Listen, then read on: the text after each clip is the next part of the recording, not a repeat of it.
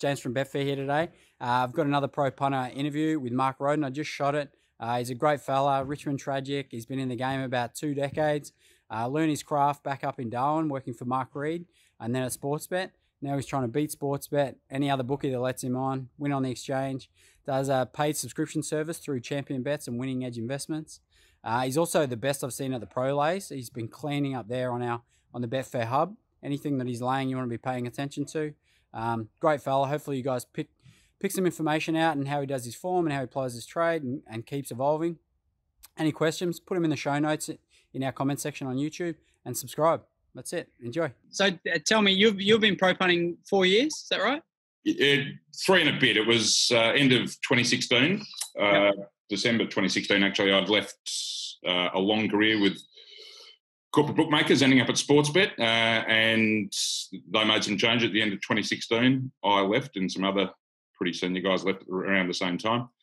And, yeah, I mean, it had been something I'd been thinking about for a while, but I didn't have any sort of real roadmap of how I was going to get there or time frame. And this sort of made the decision for me, I think. And off we went. So that was, coming up 3.5 years, I suppose, yeah.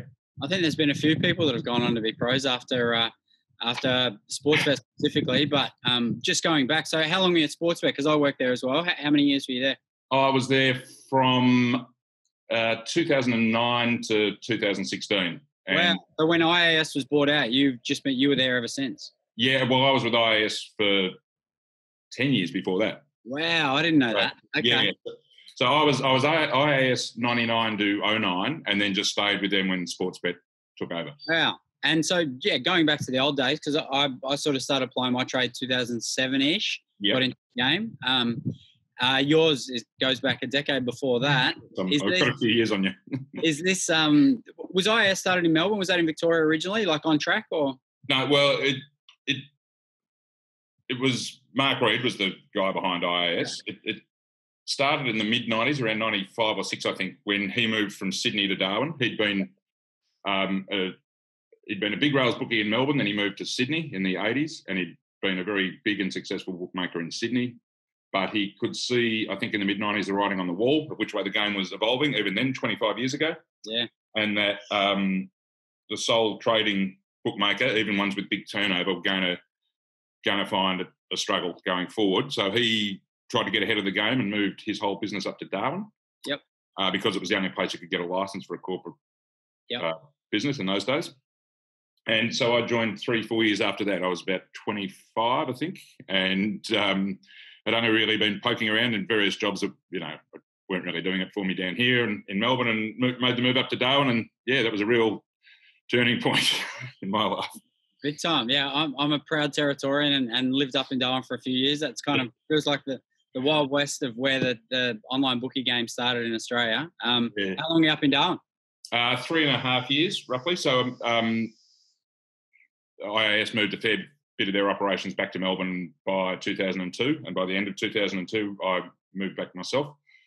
So they'd sort of left in Darwin just basically the call centre and the servers. So for the licensing purposes, the lease, yeah, exactly, and all the traders and form analysts and pretty much the rest of the business was based in the Rialto in Collins Street. Yeah, wow. So Mark and the senior guys were the ones that sort of taught you how to price up a market and do things like that? Yeah, there was Mark himself was one of the best judges and analysts I've ever met. He had a right-hand man called Gerard Toomey who was instrumental in my career, from day one to the day I ended at Sportsbet. He was a huge help to me, great teacher. And there'd be a lot of people throughout the industry on both sides of the fence who'd say that about him, I'm sure. But it was more than that. It was just being full-time around the environment of racing and betting 7 days a week and just being immersed in it. It's fantastic. Yeah, just got the bug. And then were you just pickling around at that point, like the mid, 2005 or something, you're just doing your best and then started escalating your own activity? I think it was, you were sort of, you had advantages because, you had access to a great database and you'd been taught how to do the form yourself. And then in those days, corporates and particularly IAS were prepared to take on big and serious punters who won. And not only were they successful, they often had access to different information streams you did. They could get some stable mail that you wouldn't know about and that sort of stuff. And you were able to piece together from their activity just a few more pieces of the puzzle that you didn't have access to. So it was because you were working so, such long hours and, or every Saturday and every Wednesday and things like that, you couldn't really spend your time just punting furiously, but you could certainly at a small level, make an earn, which was good. Follow the scheme and do a little bit of your own stuff. Yeah. I mean, I was doing probably in that time, mid-2000s, I was doing Brisbane form, so I was doing all the Brisbane videos, doing all the form on the metros and some provincials. So I was just across every horse, trainer, jockey, and I was happy to back my opinion, but obviously not to the same level that I'd be at now. Yeah. And then living the Mitchell Street life on Saturday night. Yeah, a long time ago now. That had its ups and downs, but the dry season was always good. Big time, yeah. 3 years is about right. Pretty transient up there. You do your time, you have some fun, you see a bit of Asia, and then go further south.